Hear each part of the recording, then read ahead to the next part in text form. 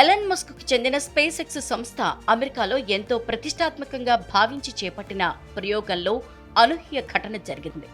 Super heavy booster rocket ఒక్కసారిగా పేలిపోయింది. కాబోయే అధ్యక్షుడు డొనాల్డ్ ట్రంప్ ఈ ప్రయోగాన్ని వీక్షిస్తుండగా సాఫ్ట్ ల్యాండ్ అయిన క్షణాల్లోనే ఈ పరిణామం జరగటం అందర్నీ షాక్కు గురిచేసింది.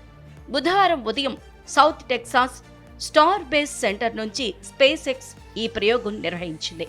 అయితే రాకెట్ గాల్లోకి దూసుకెళ్లడం, అప్పర్ స్టేజ్ నుంచి స్టార్ షిప్ సెపరేషన్ లాంటి ప్రక్రియలు విజయవంతంగా జరిగాయి. కానీ లాంచ్ ప్యాడ్కి తిరిగి రావడానికి బదులుగా ఆ భారీ రాకెట్ పేలిపోయింది. తిరిగి ల్యాండ్ అయ్యే టైంలో గల్ఫ్ ఆఫ్ మెక్సికో తీరంలో ఒక్కసారిగా పేలిపోయి సముద్రంలో శకలాలు పడ్డాయి. అయినా ఈ భారీ రాకెట్ మాత్రం కీలక మైలురాయిని అధిగమించిందని స్పేస్ ఎక్స్ ప్రకటించుకుంది.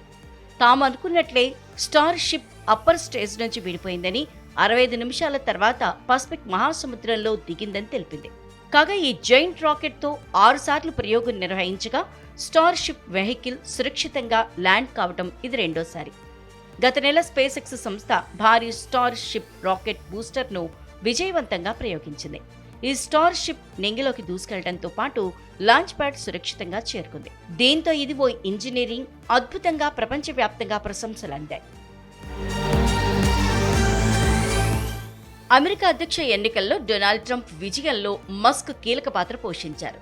ఈ దోస్తీ కారణంగా మస్క్ కు ప్రభుత్వంలో డిపార్ట్మెంట్ ఆఫ్ గవర్నమెంట్ ఎఫిషియన్సీ శాఖ బాధ్యతలు అప్పగించారు ట్రంప్.